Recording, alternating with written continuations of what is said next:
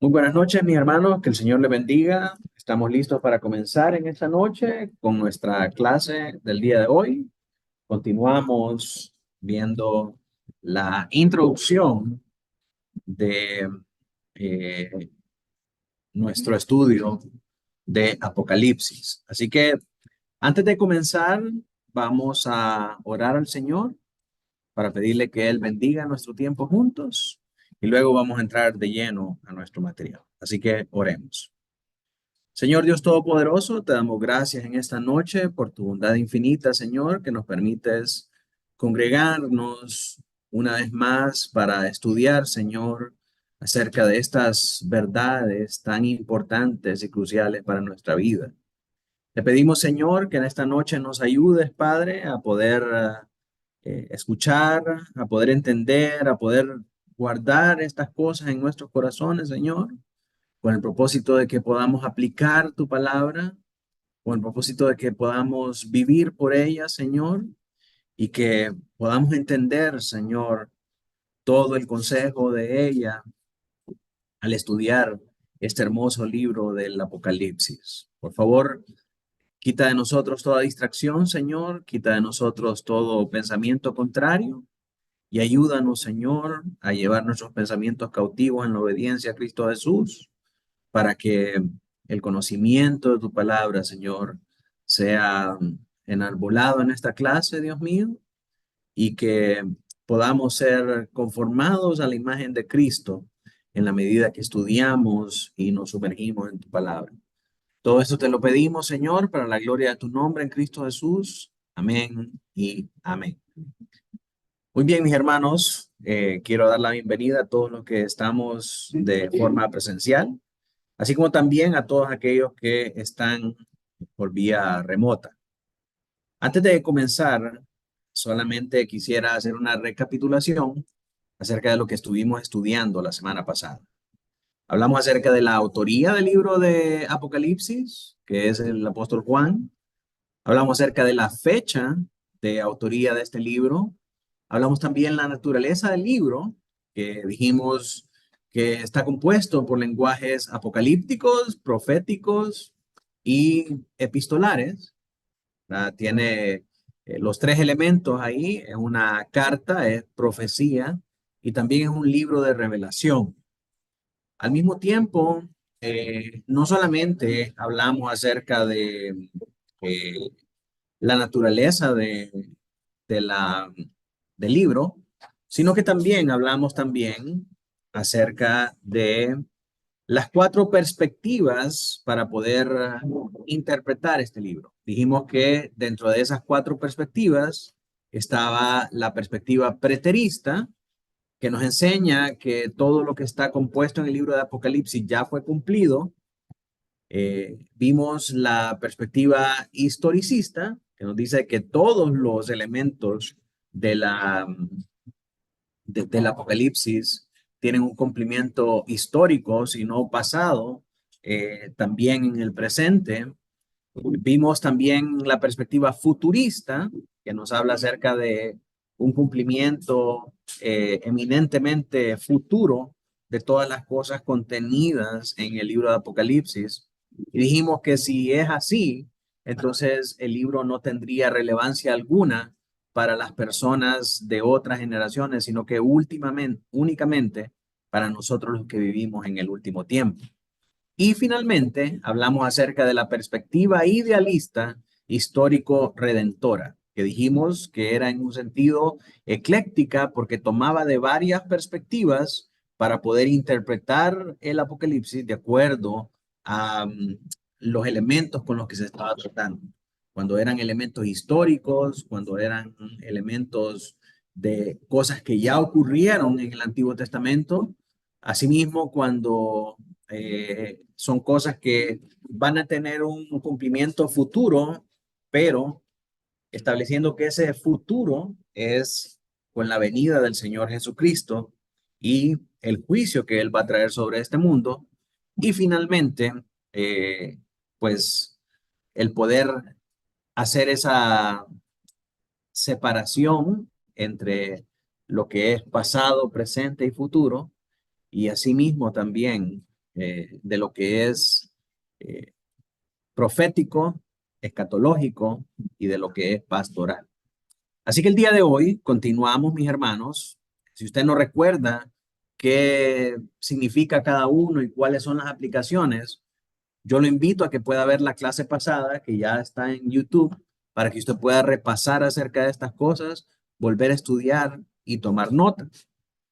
El día de hoy, mis hermanos, vamos a continuar con nuestra introducción. Voy a desplegar aquí nuestro material. Espero que los hermanos que están por allá lo puedan ver también. Déjenme esconder aquí todas estas cosas.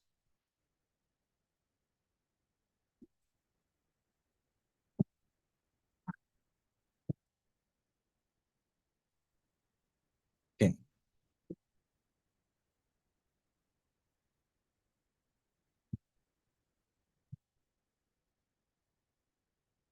listo. Hoy sí, ¿verdad? Bien, entonces, eh, el día de hoy vamos a continuar con nuestra introducción.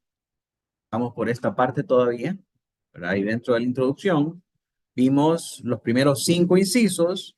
Ahora vamos a continuar viendo el género literario de este libro.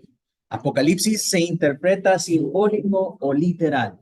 ¿Cómo debemos nosotros interpretar todas las cosas que pasan en el marco de este libro del Apocalipsis? Vamos a hablar del significado del uso de los símbolos y vamos a hablar de las referencias que hace del Antiguo Testamento. Mi propósito, hermano, al poder estudiar todas estas cosas, es que cuando usted relacione todo lo que nos dice Apocalipsis acerca de el cumplimiento de las cosas pasadas con el presente y con el futuro, usted puede decir, wow, cómo pasé por encima de estas cosas.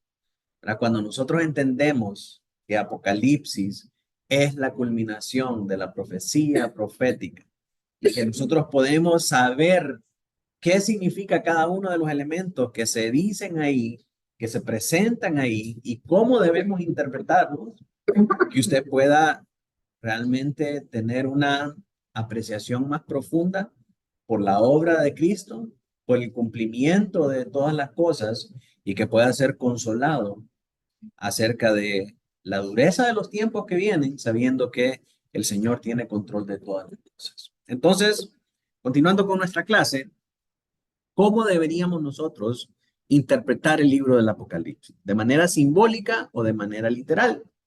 Comencemos primero por definir qué significa simbólico y qué significa literal. Porque si no sabemos eso, entonces a nada venimos a la clase. ¿Verdad? En primer lugar, ¿qué significa simbólico? Simbólico significa que se utiliza un símbolo para representar otra cosa. ¿Ok? Entonces, si estamos hablando en términos de lo que esto significa para el Apocalipsis, si me habla de una copa, debo ver esa copa como un símbolo que representa otra cosa o debo verlo como literal. Es efectivamente una copa la que se está presentando a mí y yo tengo que entender y tengo que aplicarlo a la enseñanza que me está dando ahí como una copa verdadera. Así que simbólico es cuando utilizamos nosotros un símbolo o un signo para representar algo más. Literal es cuando estamos hablando que lo que está escrito exactamente así es y no tiene otro significado. Entonces, ¿cuál de los dos es? Cuando hablamos acerca de símbolos dentro de la Biblia está plagada de símbolos de principio a fin, desde el Antiguo Testamento hasta el Nuevo Testamento, ¿verdad? En el Nuevo Testamento nosotros podemos ver aún en las enseñanzas de Jesús varios símbolos. Eh, Algunos de ellos los vemos en las ordenanzas, ¿sí? Cuando hablamos de el pan como su cuerpo, ¿verdad? El pan es su cuerpo y su cuerpo está tipificado en el pan. Esos son símbolos. Cuando hablamos de que tomamos su sangre, no estamos hablando de que tomamos su sangre de manera literal, sino que tomamos el vino que representa su sangre, ¿sí? no comemos el cuerpo literalmente del Señor Jesucristo, sino que comemos de manera simbólica el cuerpo del Señor Jesucristo a través del pan.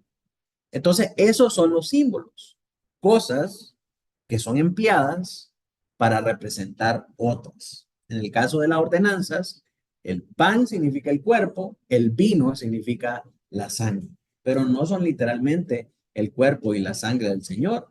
Cuando los romanos escuchaban a los cristianos de los primeros siglos hablar acerca de que se iban a reunir para comer el cuerpo del Señor y para tomar su sangre, ellos pensaban que los cristianos eran caníbales, ¿verdad? Y por eso le tenían tanto miedo al cristianismo.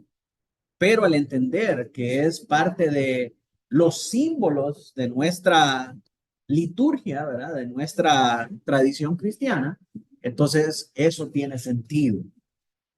Cuando el Señor hacía milagros de curaciones, esos milagros sobrenaturales de curación que el Señor hizo, eran un símbolo también. Eran un símbolo de que Él tenía el poder para perdonar los pecados. Porque cada vez que el Señor Jesucristo llevaba a cabo una curación, Él decía, tus pecados te son perdonados. Así que la curación en sí era un símbolo de que Él tenía la potestad para perdonar los pecados. De la misma manera, la alimentación de los 5,000 era eso un símbolo de que Él tenía la capacidad de alimentar espiritualmente el alma de las ovejas. ¿Sí? Así que en toda la escritura nosotros vamos a encontrar todos estos símbolos, solo que tenemos que saber en qué momento son símbolos y en qué momento son literales. Cuando la Biblia habla acerca de que el Señor hizo la creación en 6 días y en el séptimo descansó, eso no es símbolo, eso es literal. El Señor hizo con su gran poder todo lo que existe en este universo, en el plano de espacio y tiempo, ¿verdad? Todo lo que es la materia, lo hizo en el espacio de 6 días y descansó al séptimo. Pero ¿cómo explica eso por la ciencia? No sabemos. Dios es Dios, ¿verdad? Y su poder infinito, su poder eterno y su poder sobrenatural puede hacer todas esas cosas. Así que en la escritura hay cosas que son símbolos, son signos que representan otras, y hay cosas que son literales. Y uno de los grandes problemas con aquellos que adoptan la perspectiva futurista de interpretación es que tienden a tomar todo el contenido del libro como literal. ¿Se acuerdan de los futuristas, verdad? ¿Qué eran los futuristas? ¿Qué decían los futuristas? Que todas las señales de Apocalipsis eran eventos para esta era, ¿verdad? Para esta época, que pertenecen al futuro, no para el tiempo en el que Apocalipsis fue escrito. Y dijimos, si eso es así, entonces Apocalipsis no es relevante para las primeras generaciones ni para la iglesia primitiva. El gran problema con los futuristas es que, como dicen, el milenio viene y eso va a ser algo real, ¿verdad? Es algo literal, son 1,000 años literales, son 3 años y medio literales de gran tribulación y todo eso, eso genera varios problemas, porque si nosotros vamos a ver Apocalipsis, que es un libro que tiene un montón de figuras, un montón de símbolos, y vamos a interpretar todos esos símbolos como literales, en algún momento vamos a estar en un serio aprieto tratando de explicar cosas que contradicen la realidad de este mundo material. Así que hay cosas que ofrecen un gran reto de interpretación si nosotros vemos todo el libro de Apocalipsis como literal. Como por ejemplo, cómo explica un monstruo de 10 cabezas saliendo del mar. Si eso es literal, estamos en un serio problema, ¿verdad? De interpretación, porque no hay nada conocido en este mundo y en esta realidad que pueda dar una explicación a ese tipo de criaturas saliendo del mar. Entonces, el poder o decir, no, todo es literal, ese es un gran aprieto para los intérpretes bíblicos, ¿verdad? Y eso, como les digo, tiende a causar un gran problema. Entonces, ¿cuál es la manera de interpretar la Biblia? Uno de los de los principios reformados de interpretación bíblica, y creo que es uno de los más importantes, es que la Biblia se interpreta ella sola. Y ese es el primero y más importante para nosotros. La misma Biblia interpreta la Biblia.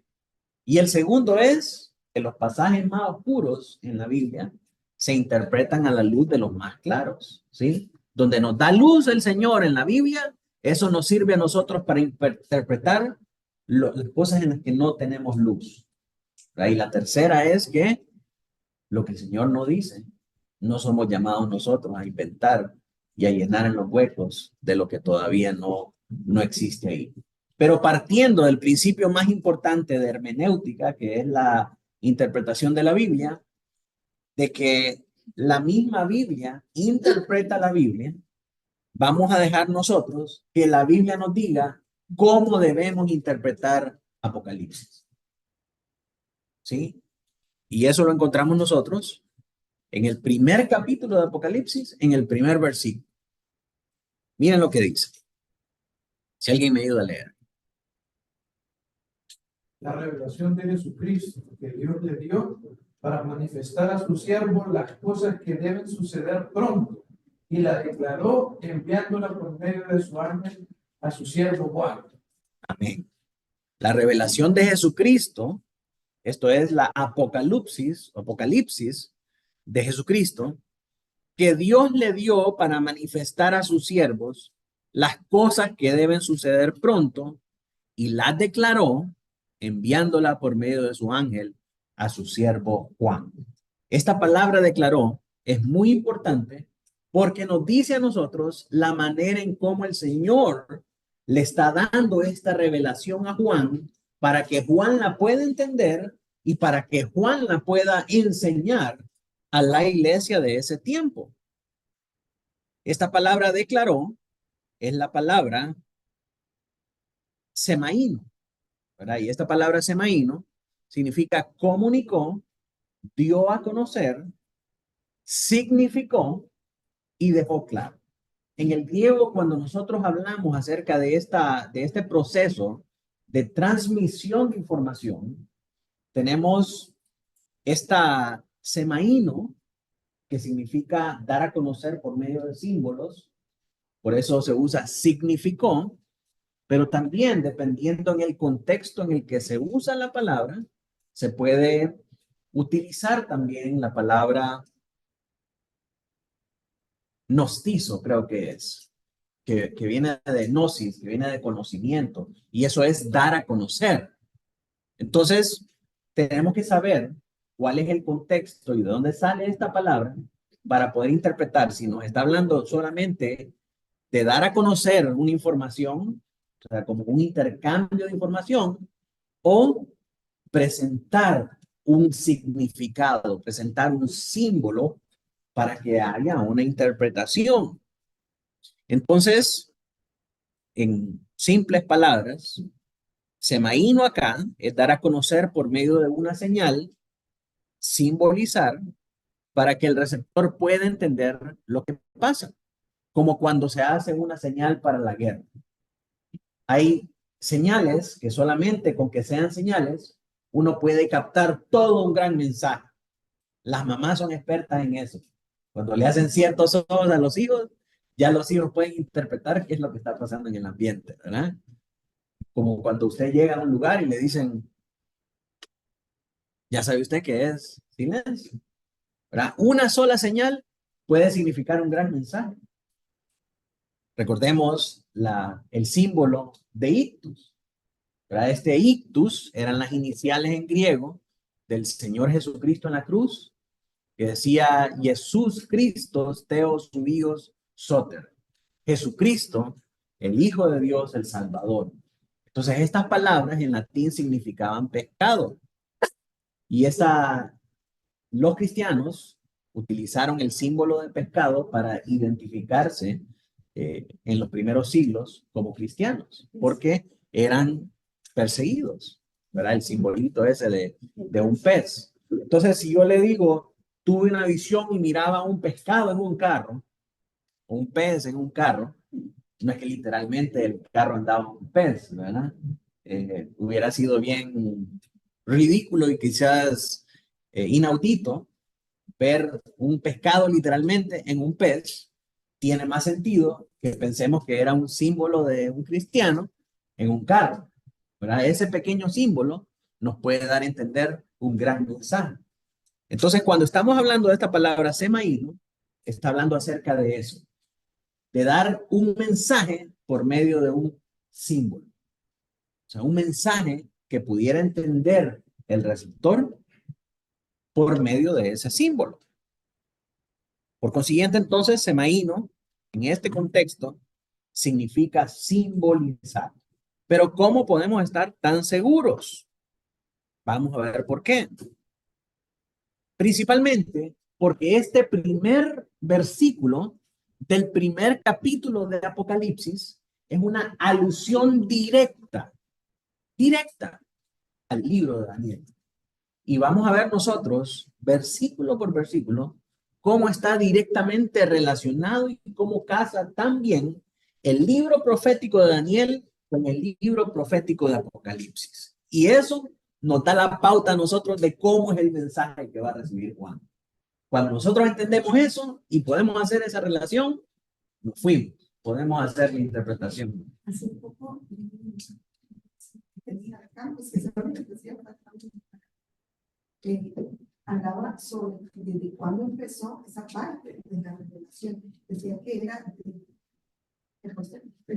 desde el segundo siglo antes de Cristo hasta el primero. Y eso decía que era un acontecimiento increíble cómo se enlazaba esas cosas de aquí con los países. Y hace poco, creo que se estaba leyendo esa parte de la revelación, no lo había visto de esa forma. Y por ahorita que lo sé, como que sí, totalmente, porque la referencia y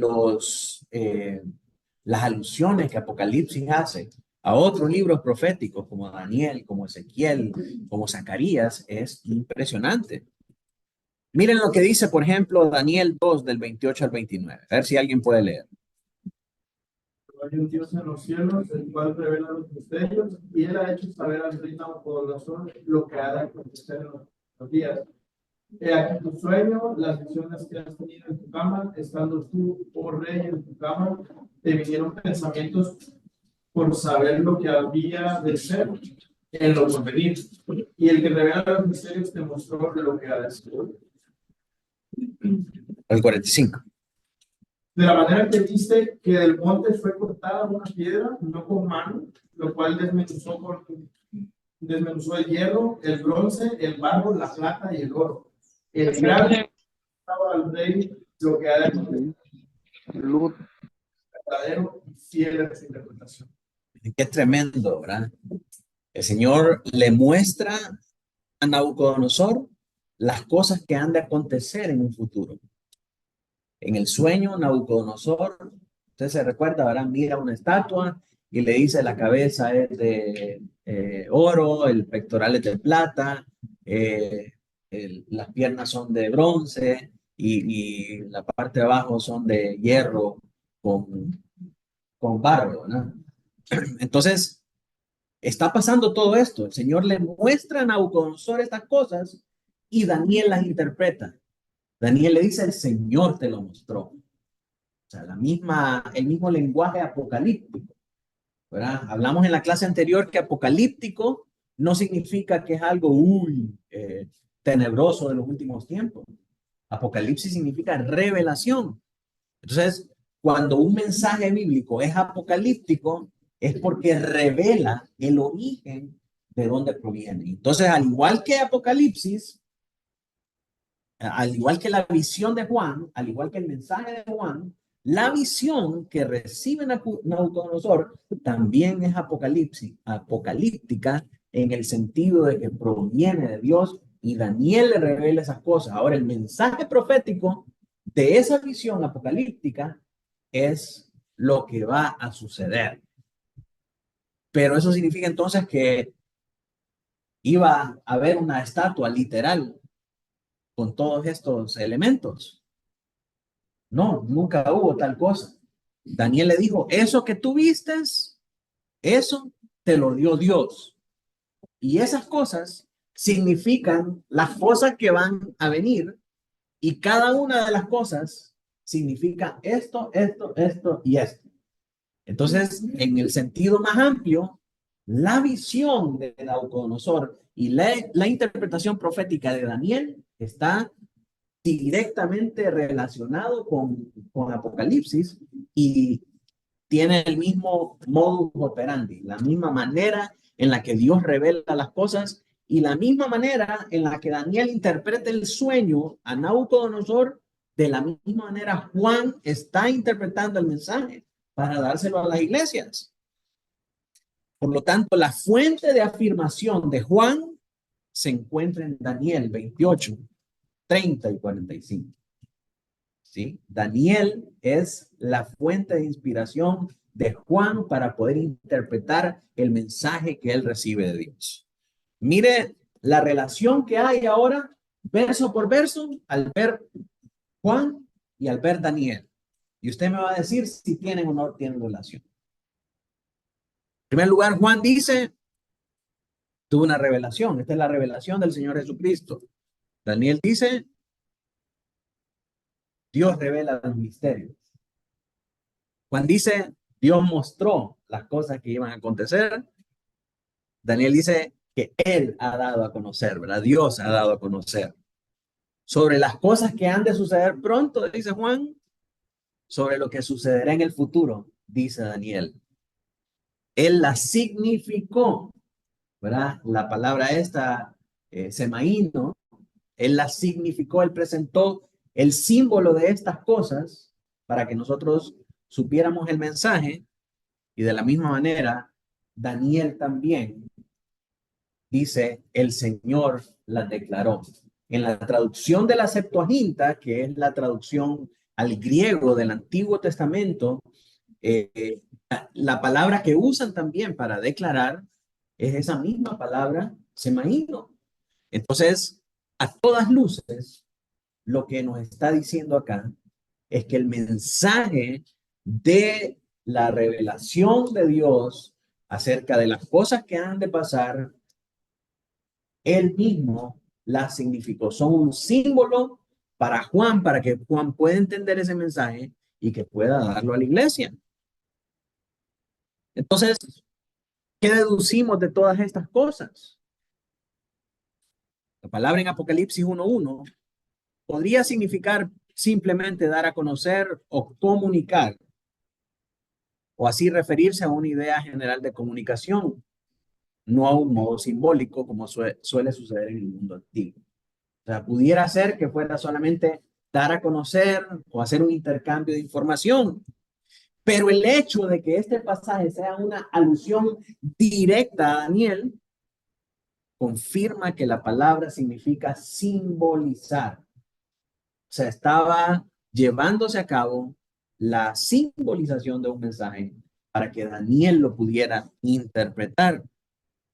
Y esto lo sabemos por el uso de declarar que también tiene el pasaje de Daniel. ¿Se imaginan lo que hubiera, el desastre que hubiera sido a la interpretación del sueño de Faraón si Daniel hubiera dicho que el sueño tenía que interpretarse literalmente? Hubiera sido un fiasco terrible porque la estatua nunca se erigió y nunca la vieron materializada con todos esos materiales que se estaban presentando en el sueño. Perdón. Cuando estaba diciendo que es igual a Daniel, es en el sentido de la forma en que Dios realizó ese mensaje. Al igual que Juan, Sí. no está haciendo conexión entre ambas cuestiones proféticas, sino más en el sentido de la... Sí, correcto. O sea, estamos de acuerdo que la profecía de Daniel no era para los últimos tiempos, ¿verdad? Era para Israel en Babilonia. No era para el Israel que está ahí en el tiempo de Daniel, no es el Israel de este tiempo, no es la iglesia, ¿verdad? Entonces no hay un cumplimiento del mensaje de Daniel en estos tiempos, sino que eso es para la cautividad. ¿sí? Y la profecía que Daniel está interpretando, la está dando para el rey Nabucodonosor. Pero lo que estoy diciendo es que al ver la manera en cómo se presenta la profecía a Juan y la manera en cómo Juan interpreta esa profecía, tiene una relación directa con el libro de Daniel para que nosotros podamos entender que esa revelación que Juan está teniendo, al igual que Daniel, no es una revelación literal, es una revelación simbólica. Y entonces, si Juan entiende eso, va a entender el resto del mensaje. Si nosotros entendemos que esa es la naturaleza de esta profecía y de esa visión, nosotros vamos a entender el mensaje del Apocalipsis. Porque, de nuevo, los retos que presenta hacer una interpretación literal de todo el libro son inmensos y en muchas ocasiones contradicen la realidad, contradicen las cosas que nosotros conocemos y la vida en este mundo. Entonces, en el contexto de la cita referida, el rey tiene un sueño en el que ve esta estatua dividida en 4 secciones. Daniel entonces le explica al rey que esta estatua es simbólica. No es una verdadera estatua compuesta de esos materiales. Si lo que está en la mente de Juan al escribir el libro es una referencia inmediata a Daniel, entonces podemos inferir, sin temor a equivocarnos, que el mensaje contenido en Apocalipsis también es simbólico. También es simbólico. Entonces, de entradita, hermanos, lo que vemos en Apocalipsis es la conexión inmediata que tiene con el Antiguo Testamento. O sea, cuando Juan está hablando acerca de estas visiones, cuando Juan está dando este mensaje, el lenguaje, la forma, todo tiene su asidero en el Antiguo Testamento. Y vamos a ver más adelante por qué eso es importante. Así que, ¿y esto por qué es importante? ¿Por qué tengo que saber yo si tengo que interpretar simbólicamente o literalmente el mensaje del Apocalipsis? Porque si esto es así, si Daniel es el marco de referencia para la visión y para la interpretación profética de Juan, entonces ninguno de los elementos de este libro pueden ni deben ser interpretados literalmente. ¿Sí? Porque de nuevo, ¿se imaginan el problema en el que hubiera estado metido Daniel si le hubiera ido a decir a Nabucodonosor que el sueño era literal?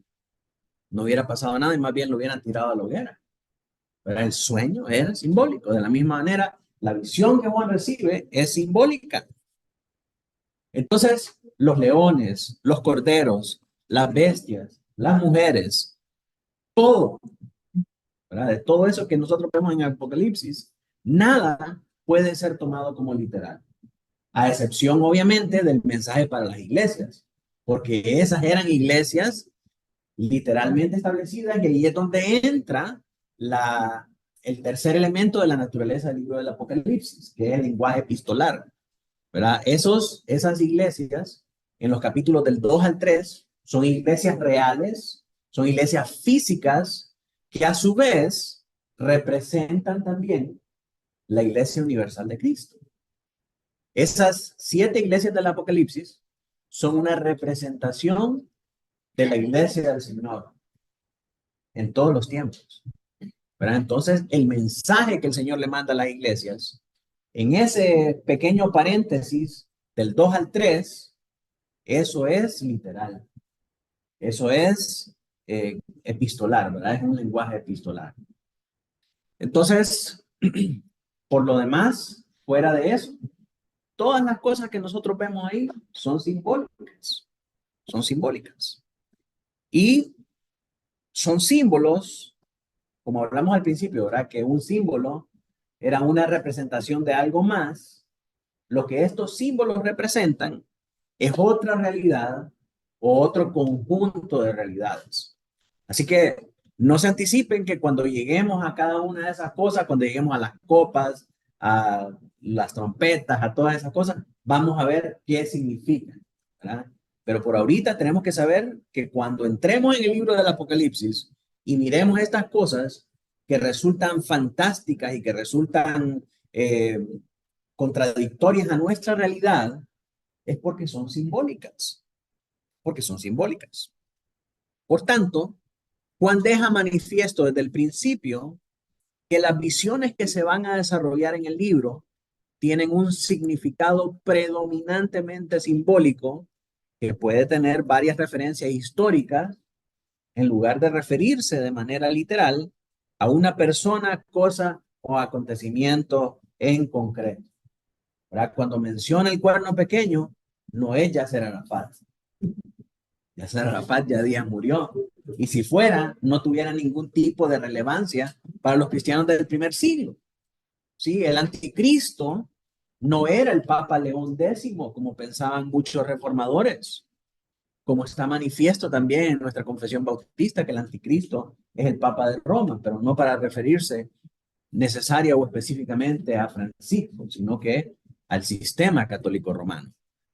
Pero tenemos que entender que no, aunque es un símbolo, no se refiere a una persona específica, porque si nosotros vamos a apuntar de que el 666, la marca de la bestia, es un chip, entonces eso no va a ser sentido ni va a ser relevante para los cristianos del primer siglo.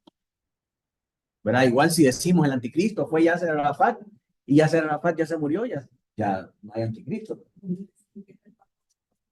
Sí, también el Papa Juan Pablo II.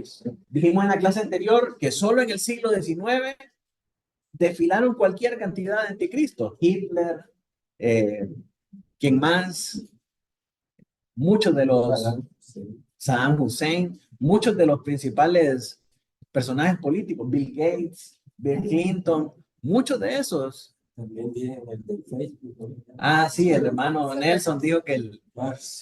No, pero el cuñado de Trump dijo el hermano Cegueda. Pero bueno, el caso es eso, ¿verdad? Que no, estos símbolos no apuntan a una persona en específica, sino que a referencias históricas, a cosas o acontecimientos en concreto.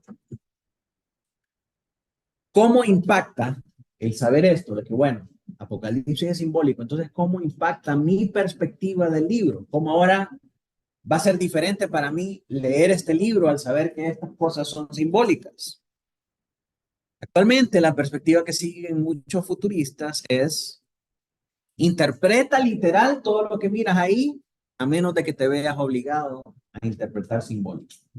Bueno, los dispensacionalistas dicen todo lo que está en Apocalipsis es literal, pero cuando nos encontramos con la cadena que amarra al diablo, eso es simbólico, porque el diablo es espíritu y no hay una cadena que pueda amarrar al diablo. Entonces, eso es simbólico. Lo demás es literal. Los 1000 años son literales, los 3 años y medio son literales, los 144,000 son literales. La mujer que cabalga la bestia, eso es literal. Ahí tenemos problemas, ¿verdad? ¿Por qué? Porque vimos desde Apocalipsis 1:1 que la interpretación de este libro, al igual que Daniel, es simbólica. No podemos literalizarlo todo. Entonces, mientras que la perspectiva de estos hermanos es interpreta literal, a menos que te veas obligado a interpretar simbólico, verdaderamente nuestra perspectiva al saber todas estas cosas debería ser interpreta simbólico, a menos que te veas obligado a interpretar literal. ¿Por qué? Porque cuando llegamos a los capítulos 2 y 3, vemos las cartas a las iglesias. Entonces, las cartas a las iglesias sí debemos tomarlas como literales. Así que, en su mayoría, todo es simbólico. Por tanto, debemos entender todo el Apocalipsis, a excepción de las cartas, como una serie de visiones reveladoras que deben interpretarse simbólicamente a menos que el texto indique lo contrario. ¿Cómo debemos entonces pensar acerca de la bestia, acerca del falso profeta, los 7 reyes, los 10 cuernos, el ejército de 200 millones, los 24 ancianos o el milenio? ¿Cómo deberíamos de pensar acerca de estas cosas? Simbólicamente. Simbólicamente. Ahora, es necesario que podamos hacer una advertencia. ¿Por qué razón? Porque el que estas cosas sean simbólicas no quiere decir que no tienen un significado. Ah, no, es simbólico. No, no le pare bola, no es para nosotros los cristianos. No, claro que sí. Es palabra inspirada del Señor y el Señor la dejó para algo, para nosotros. Pero el que sea un símbolo no significa que no hay que pararle bola o que solo para aquellos es que tiene relevancia. No, o sea, tenemos que saber nosotros también qué es ese símbolo y cuál es la importancia por la cual el Señor la dejó para nosotros. Tiene un significado literal subyacente que por lo general es una referencia directa a un pasaje del Antiguo Testamento. Como por ejemplo, cuando habla acerca de ejércitos de langostas, eh, es un símbolo, definitivamente es un símbolo y nosotros tenemos que verlo simbólico, se refiere a un ejército numeroso, ¿sí? Y la referencia inmediata se refiere a los ejércitos de Madián que son descritos en el libro de Jueces como langostas de tan numerosos que eran. Entonces, la interpretación de ese símbolo es algo literal subyacente que encuentra su razón de ser en el Antiguo Testamento. ¿Sí? El Antiguo Testamento nos da a nosotros el significado de ese símbolo. Ese significado literal a menudo se refiere a realidades espirituales y a veces a realidades físicas, ambas relacionadas con una realidad histórica. Esto significa que debemos distinguir entre la visión dada a Juan, lo que esa visión simboliza, y a qué o a quién puede referirse la visión. Cuando venía el ejército de langostas sobre el ejército de Israel, sobre los hijos de Israel, sobre el pueblo de Israel, sobre la gente que estaba peleando ahí en esa batalla, ¿sí? Principalmente Gedeón, que era el que había sido levantado para pelear con ellos. ¿A quién, o sea, qué realidad espiritual podemos nosotros deducir de eso? Que la gran mayoría de enemigos del Señor están al acecho buscando cómo oprimir y cómo atacar al pueblo de Dios. Y que los enemigos del cristianismo se cuentan por miles de millares. Eso es lo que ese símbolo nos da a entender a nosotros. Y cuando encontramos su interpretación en el Antiguo Testamento, vemos que lo que hacía el ejército de Madián era ir en contra del pueblo de Dios y que su principal objetivo, su principal propósito era desaparecerlo. Entonces ese símbolo representa una realidad adyacente que tiene su explicación en una referencia del Antiguo Testamento que nos habla acerca de una realidad espiritual, tanto para el pueblo de Israel en aquel entonces como para nosotros como iglesia del Señor. ¿Estamos? ¿Sí? Ok. Entonces, de nuevo, que sea un símbolo no significa que no quiere decir nada. O sea, hay una realidad detrás de eso que es importante para nosotros. Pero como, por ejemplo, cuando leemos la mujer sobre la bestia en capítulo 17, esa mujer sobre la bestia simboliza un sistema mundial impío, compuesto de economía, de cultura y de religión, cuyos valores están en contra a los valores del pueblo de Dios y de Dios mismo. Entonces, para los cristianos de los primeros tiempos, era muy fácil identificar la mujer sobre la bestia, que es ese sistema de gobierno que se opone a los valores de Dios y de su pueblo. Era muy fácil identificar esa figura o ese símbolo con Roma, ¿verdad? Porque Roma era una depravación cultural, religiosa y económica y que oprimía al pueblo.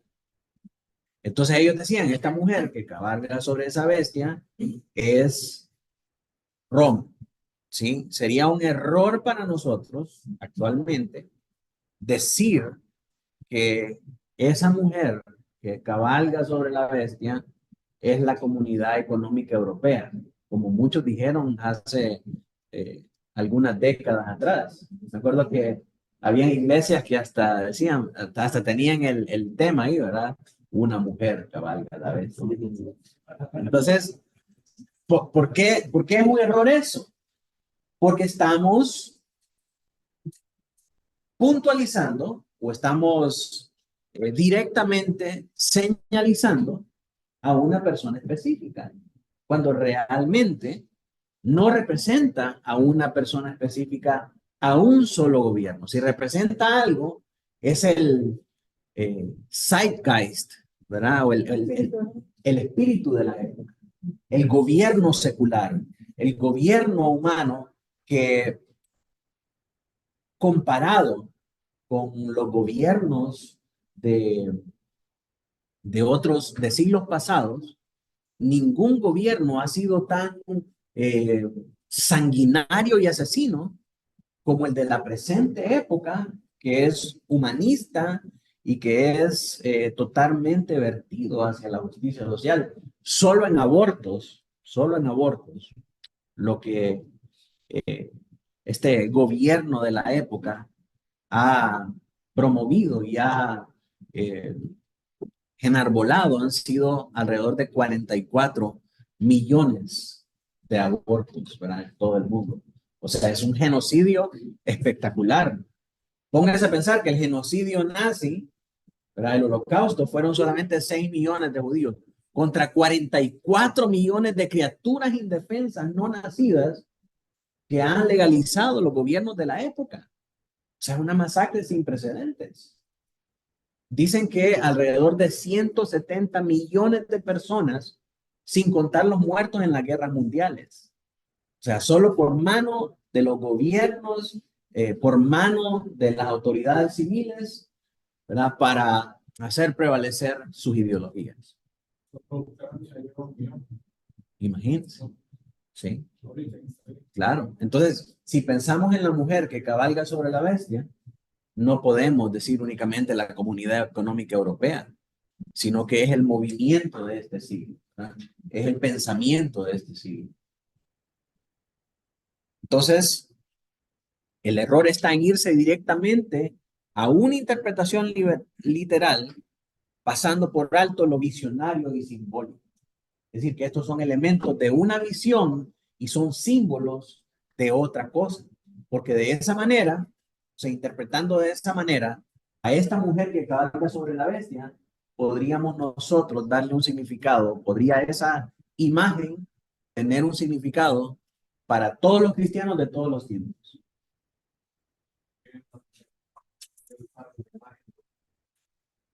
Bueno, esa es el símbolo que el Señor le da a Juan. Cuando lleguemos ahí, vamos a profundizar un poco más acerca de los elementos, ¿verdad? Quizás por qué una mujer, por qué es una bestia, qué tipo de bestia y todas esas cosas. Por eso es que el libro de Apocalipsis es importante para toda época.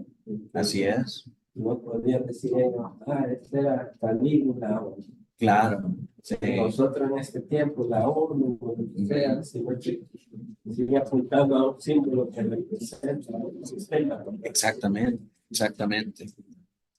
Entonces, vamos a encontrar, hermanos, que hay algunos casos especiales.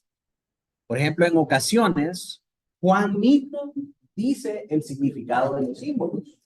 Él dice, vi esta cosa que representa esto otro. Como por ejemplo, los candeleros. Él dice, los candeleros son las iglesias. Él mira también el incienso. Dice, el incienso son las oraciones de los santos. Habla de los dos candeleros y los dos olivos y dice, son los dos testigos. ¿Verdad? Hay ocasiones en las que Juan presenta los símbolos y él mismo da el significado de esos símbolos. Entonces, cuando él da el significado de los símbolos, hermanos, nosotros no tenemos nada que hacer. Esto es eso y no hay para dónde. No hay otra interpretación, no hay otro significado. ¿Verdad? Esto es eso. Pero en otras ocasiones solo se mencionan los elementos sin darnos una mayor explicación. Como por ejemplo, en Apocalipsis 9, del 17 al 18, hay caballos con boca de león cuya boca salen de cuya boca sale fuego, humo y azufre, y cuyas colas son como serpientes con cabeza. Hermano, sería una locura, sería una total locura ponerse a interpretar qué significan estas cosas. Y por encima de todo, utilizar ese símbolo o interpretar ese símbolo a la luz de nuestro tiempo, de la modernidad. Como cuando dicen que las langostas significan los helicópteros del ejército de Estados Unidos. O sea, eso es totalmente erróneo, porque nunca para los cristianos de aquella época pudieran haber llegado a la misma conclusión que nosotros, que esas langostas eran helicópteros. Exactamente, exactamente. Luego, habla también que las langostas parecen caballos con coronas en sus cabezas, tienen caras de hombre, pelo de mujer, dientes de león y corazas de hierro. De nuevo, sería una locura y totalmente descabellado querer dar una definición actual acerca de estos elementos que en Apocalipsis son simbólicos. Son simbólicos. Es una referencia a cosas del Antiguo Testamento. Vamos a ver más adelante que hay muchas visiones que provienen de Ezequiel, de Zacarías, de Zacarías, de cualquiera de los otros profetas mayores. Pero esas visiones, así como dijo el hermano Noé, quiero estar claro.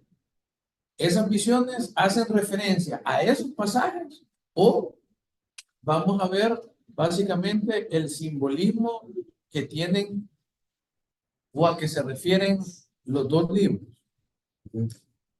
Estas visiones, muchos de los elementos de los que está hablando Juan, son una referencia directa al Antiguo Testamento. Entonces, para poder interpretarlos, tenemos que ir a ver qué significaban en el Antiguo Testamento. Y de nuevo, vamos a encontrar que no se refiere a cosas específicas, ¿verdad? O sea, esto es este tipo de carro que tenían los romanos. No, ¿verdad? Sino que se refieren a cosas más generales que por lo general tienen una explicación histórica. No es algo específico, ¿verdad? Cuando miramos estas langostas no vamos a decir, no, este es un monstruo creado por el laboratorio de genética y por eso es que tiene todos estos asuntos. No, ¿verdad? Sí, hay que ver que eso fue presentado primero en el Antiguo Testamento. Juan lo trae y el Señor se lo muestra para que Juan pueda entender cuál era la realidad espiritual de aquel entonces, para que tenga esa misma aplicación también en estos días y que pueda darle un consuelo y darle una luz y un norte a la iglesia en la actualidad. Interpretar literalmente estas figuras haría de Apocalipsis una obra poco respetable de ciencia ficción. ¿Verdad? Cuando decimos, estos son monstruos que salen, no, mira, en los últimos tiempos van a ser este tipo de monstruos. Por eso es que la gente no cree en los cristianos. Por eso es que la gente cree que los cristianos están locos. Porque dicen, ¿cómo va a ser posible que van a salir estos monstruos que son como langostas, que tienen coronas y pelo de mujer, cara de hombre y todas estas cosas? O sea, eso ni el mejor escritor de ciencia ficción va a poner un personaje tan caricaturesco, ¿verdad? Y es porque no podemos entenderlo literalmente, sino que debemos entenderlo simbólicamente. Así que otro de los elementos que nosotros encontramos en Apocalipsis son los números, ¿verdad? Los números están presentes y si alguien está bien metido en numerología y está influenciado por ese gnosticismo, es fácil perder la cabeza con la numerología en Apocalipsis, porque hay varios números que se repiten y hay varios patrones que una y otra vez están reluciendo. Sin embargo, los números tienen también una interpretación a la luz del Antiguo Testamento y son importantes para hacernos saber algo acerca de la obra del Señor.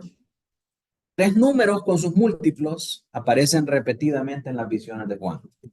Estos son el 4, el 7 y el 12.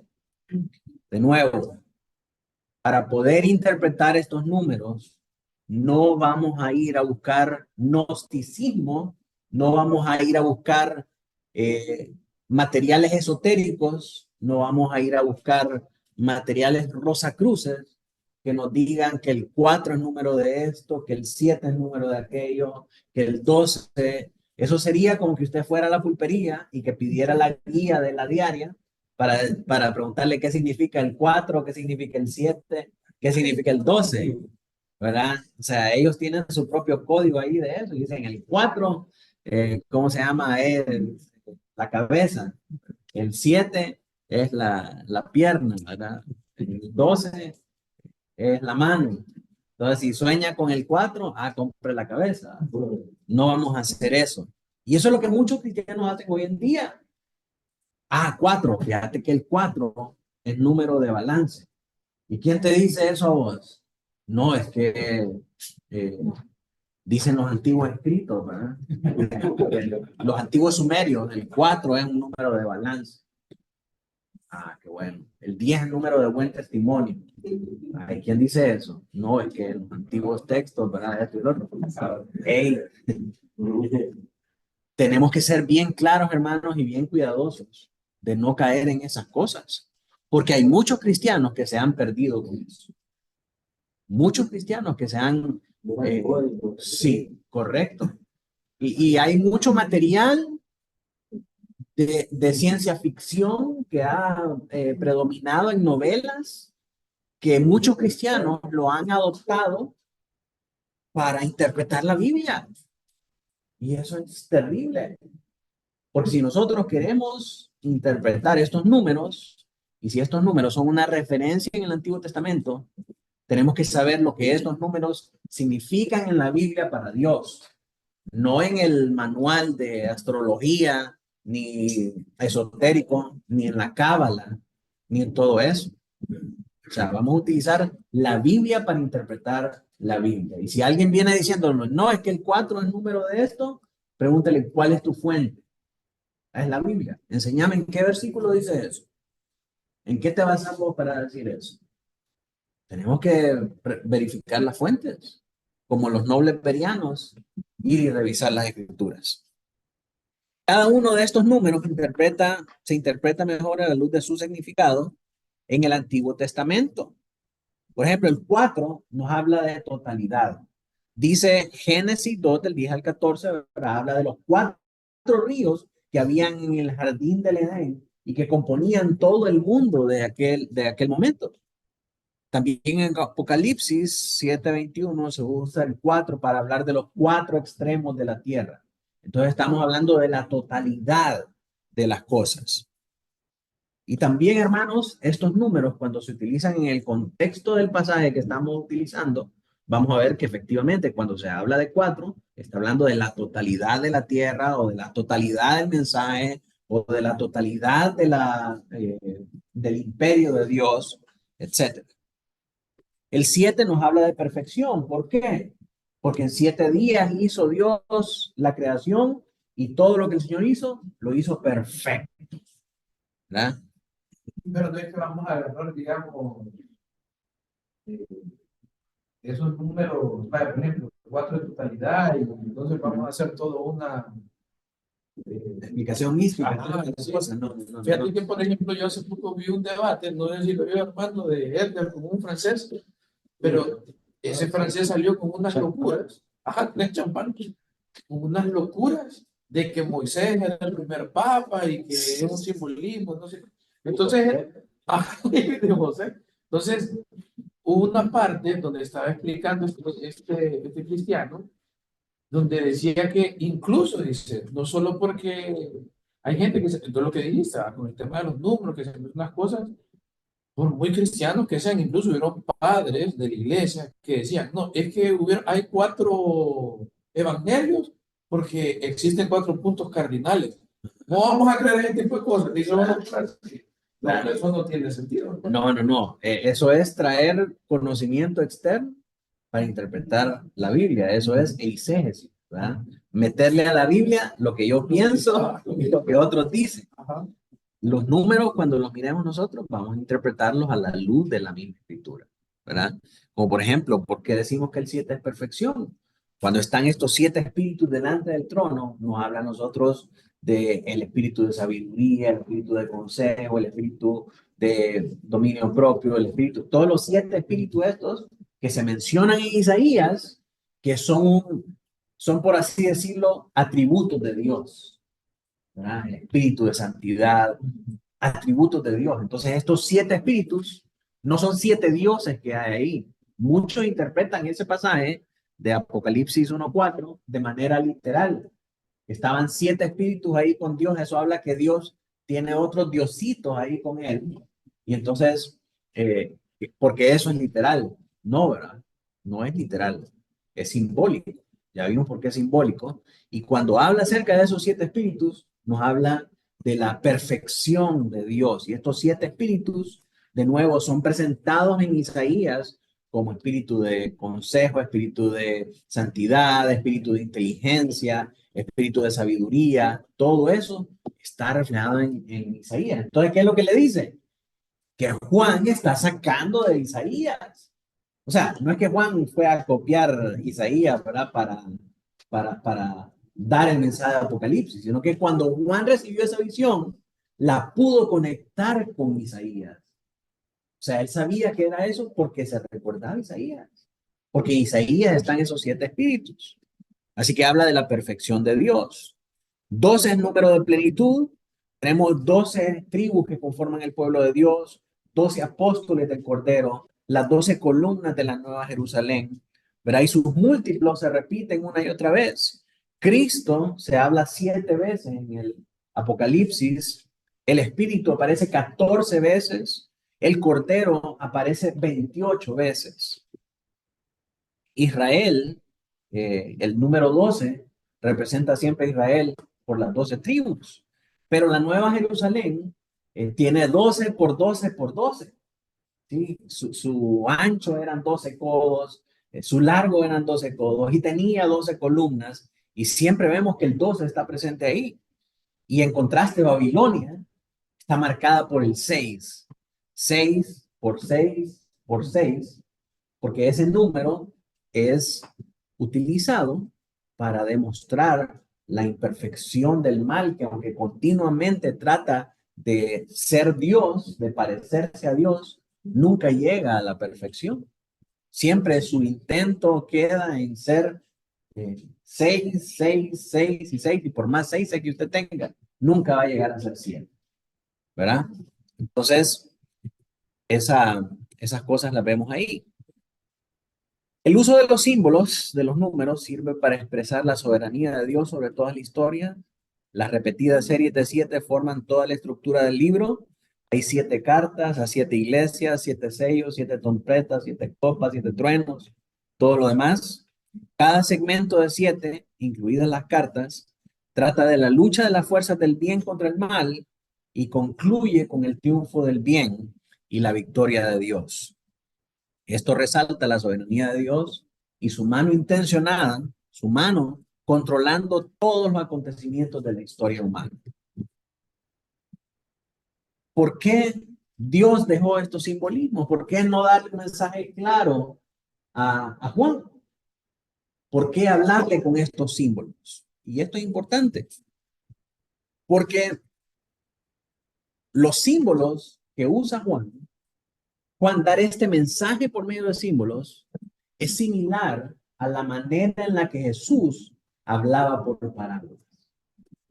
Jesús habla con parábolas y la gente se queda en el aire. Juan habla por símbolos y la gente también no entiende. ¿Quiénes entendían el mensaje del Señor Jesucristo?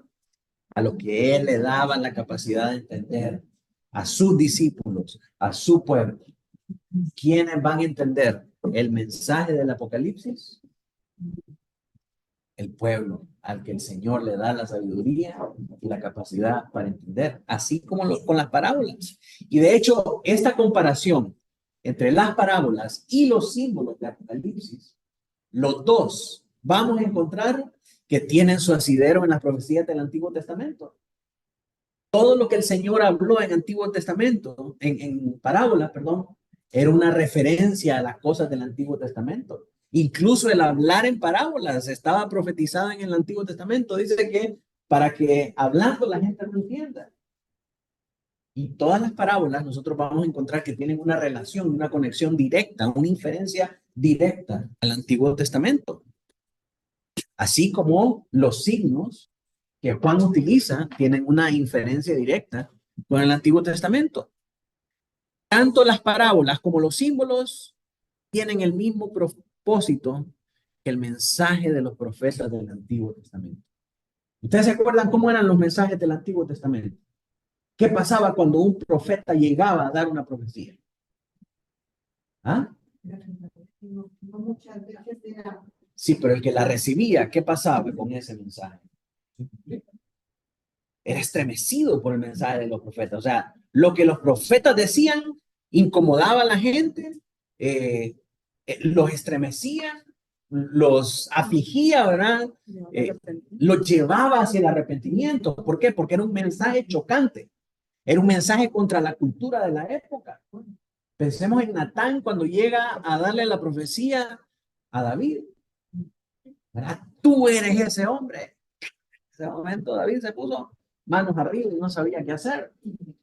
Asimismo, siempre el mensaje de los profetas fue: arrepiéntanse y vuélvanse al Señor, que si ustedes se vuelven al Señor, el Señor los va a perdonar y el Señor los va a recibir. Arrepiéntanse antes de que venga el juicio. Era un mensaje contra cultura que revolucionaba y sacudía a la gente. ¿Sí?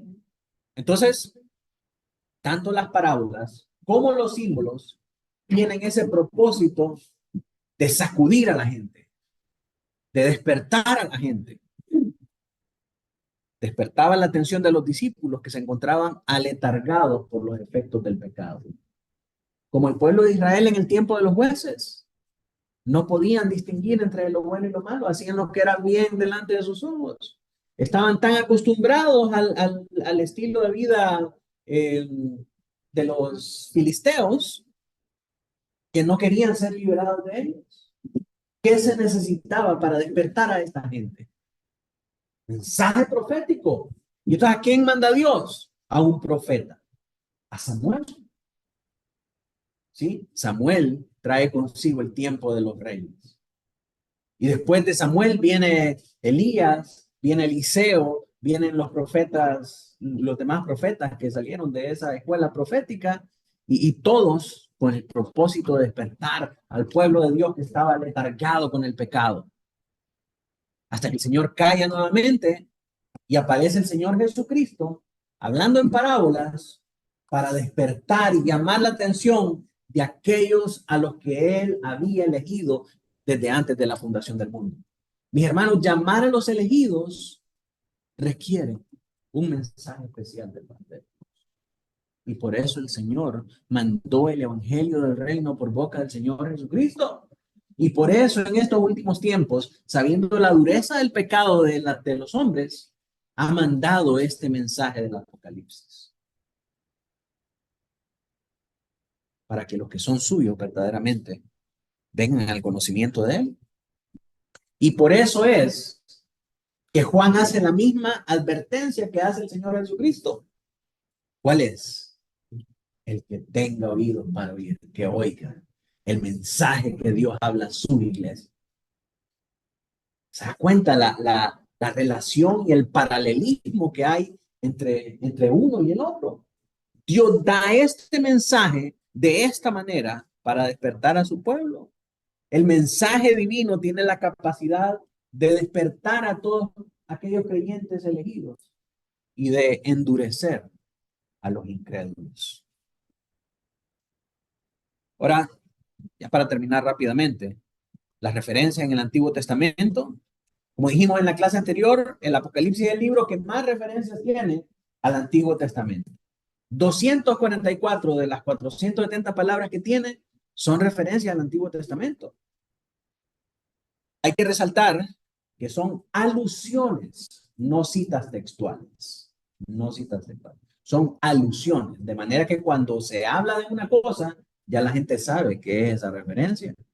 Por ejemplo, si yo le digo, hermanos, es necesario que cuando nosotros nos congreguemos, hablemos con salmos, con himnos y con cantos espirituales, ¿verdad? Y aunque no lo diga en el orden exacto, o aunque no lo diga verbatim, como está encontrado en la Biblia, usted ya sabe que yo estoy hablando de Colosenses 3:16 o de Efesios 5:2, ¿sí?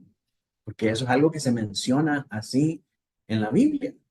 O que le dijera, ¿qué pues diremos? Que tenemos que crucificar la carne o que no debemos crucificar la carne para que continúe la ley. Usted ya sabe que está hablando de Romanos, aunque no cite el texto de una manera eh, explícita, ¿verdad?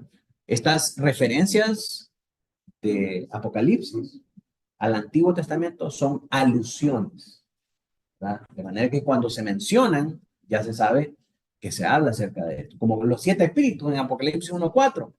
Está hablando acerca del pasaje de Isaías donde están presentados los 7 espíritus. A pesar de que son alusiones, la idea es exactamente igual al pasaje correspondiente, por lo cual pueden ser vinculadas. Tenemos pasajes patrón, como Daniel 2:7, que es el patrón para Apocalipsis 1:4 y 5, Ezequiel, Éxodo, cuando habla en Éxodo acerca de las plagas, el mismo patrón con el que es presentado el relato de las plagas es presentado en Apocalipsis 8:16. Hay pasajes temáticos donde se tratan los mismos temas del Apocalipsis en el Antiguo Testamento, los temas del juicio, la salvación, la abominación desoladora. Es una palabra de Daniel, es una descripción en Daniel. Los terremotos como señal del fin se hablan en el Antiguo Testamento. Y los puntos en común, que son ideas o frases que se refieren a personas, lugares o acontecimientos de un texto en el Antiguo Testamento. Por ejemplo, algunos ejemplos acerca de el juicio como punto común. Se menciona en Ezequiel y se menciona en Apocalipsis.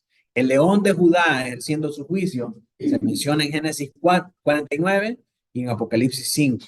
Los jinetes como agentes del juicio en Zacarías y en Apocalipsis.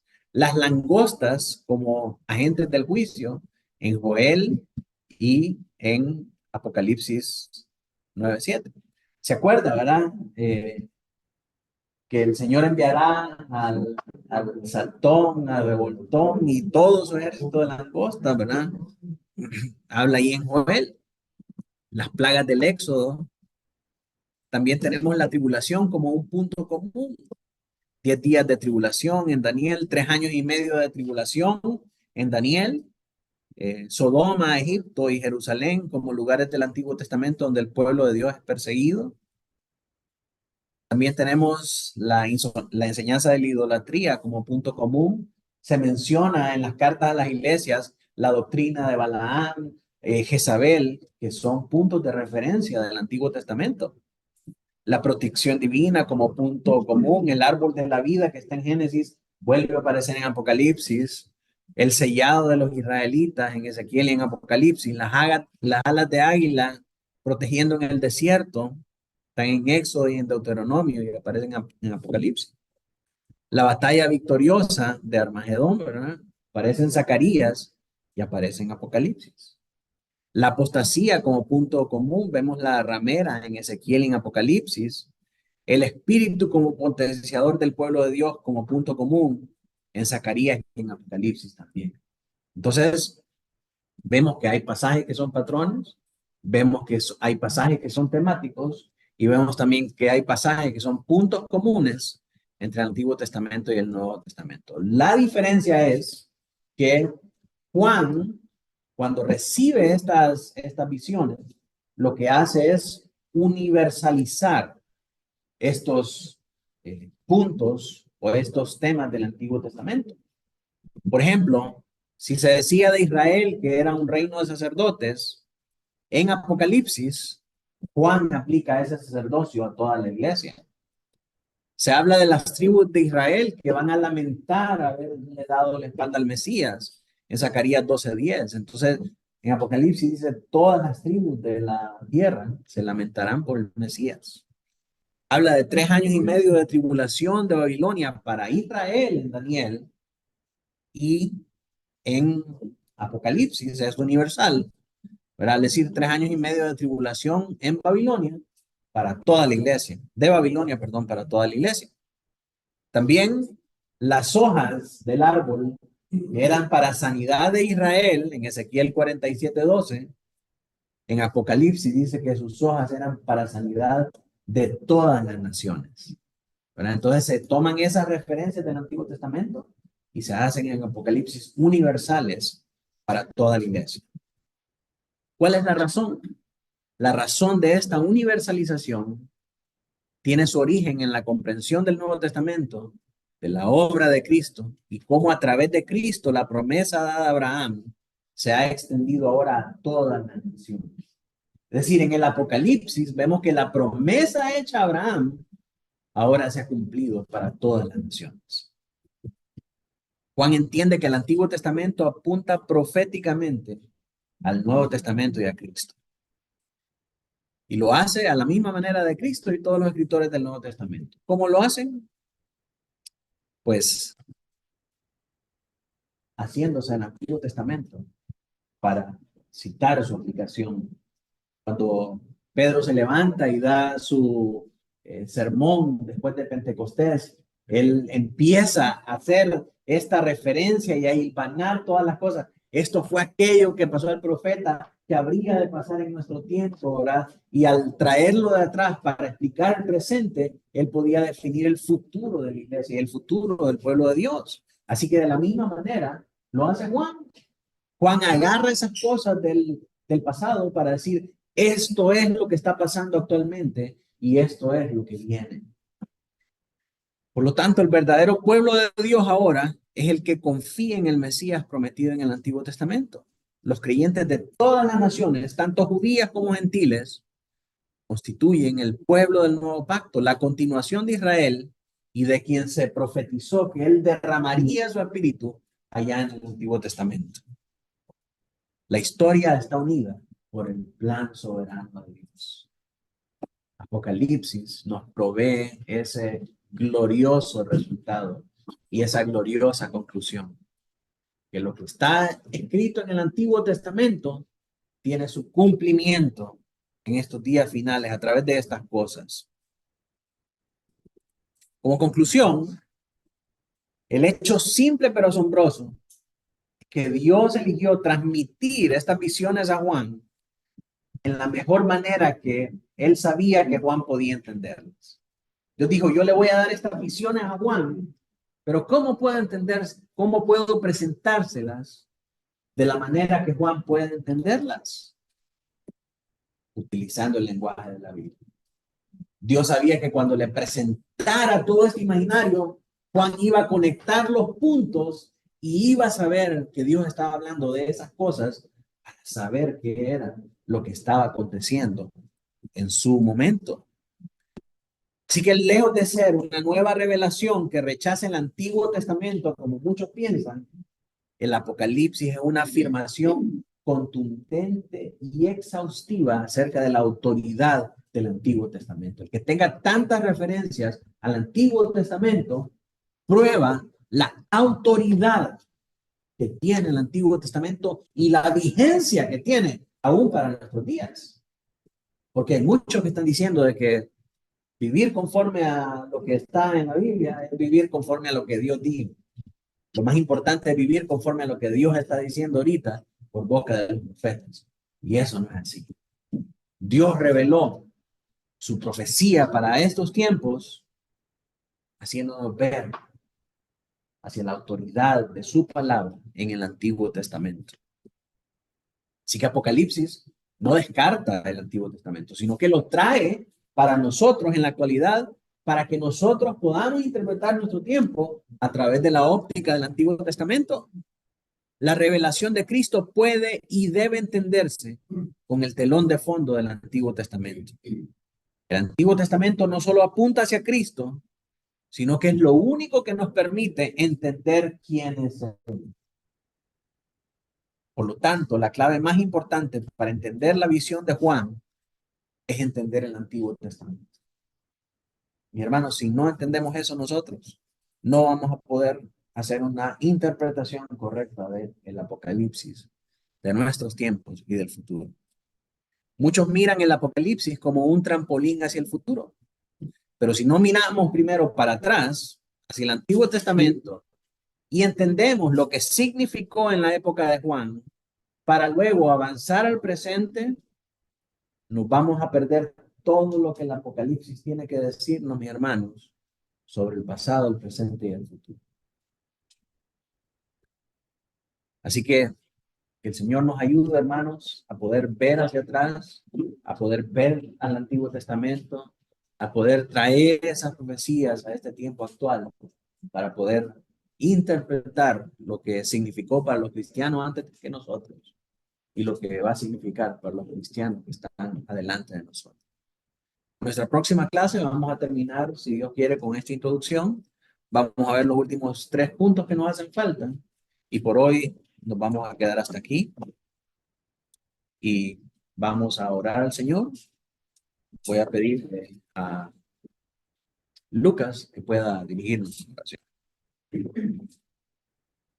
Gracias, Padre, por este día, gracias por la oportunidad de poder sacar, poder aprender de tu palabra.